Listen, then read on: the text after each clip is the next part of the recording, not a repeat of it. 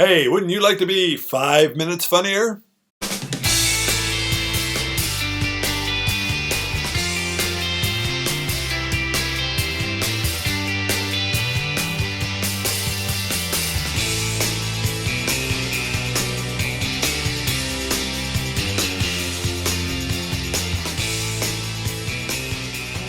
Hi, and welcome to 5 Minutes Funnier, the comedy how-to. I'm Jimmy England, and right about now, you're probably saying to yourself, exactly how many Hawaiian shirts does this guy own? Suffice it to say, I own quite a few. But what we're here to talk about today is actually your comic voice. That's something that every comedian will eventually develop. It's that thing that identifies you. It's a combination of things. It's the way you approach a joke. It's the way you dress. It's a reflection of who you are on stage. Now, if I say to you Jimmy Carr, or I say Rodney Dangerfield, there's a good example right there, or Chris Rock, you would probably immediately have an idea who they are.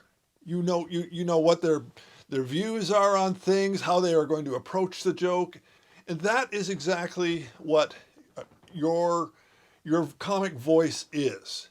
It's being consistent about always delivering your joke in the same manner and about usually the same subjects to some degree. Although I don't want to get too hung up on the idea that you can only talk about certain subjects. Of course you can. You can talk about a lot of different subjects. But when you do that, you have to aim it so it reflects what you have established.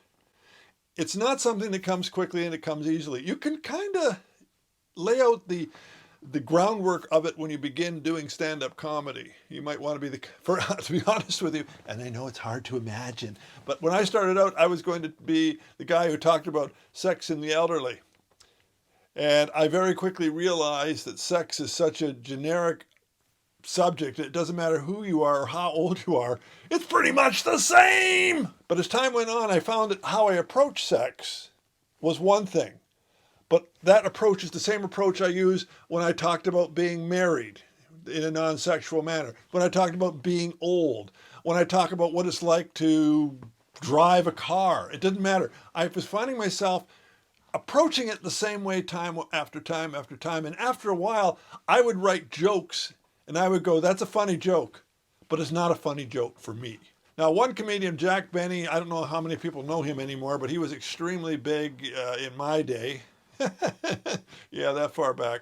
He was around actually from the 1930s on radio, right up almost until he died in the 1970s. And I remember listening to an interview with Benny, and he talked about he wouldn't, when he started out, have any idea how to formulate a persona.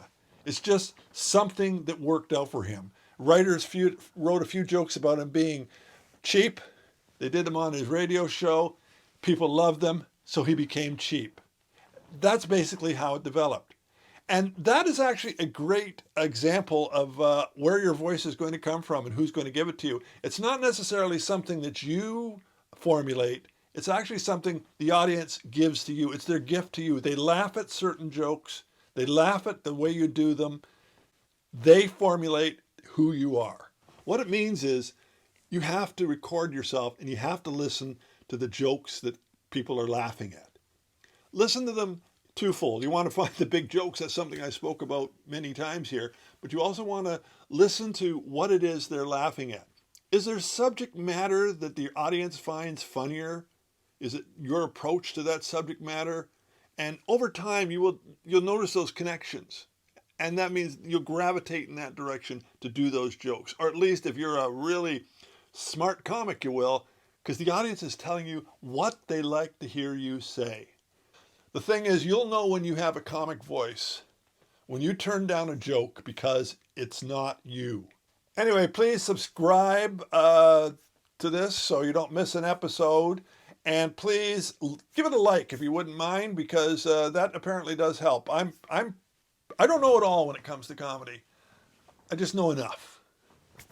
And I know very little when it comes to social media. That I've just learned though.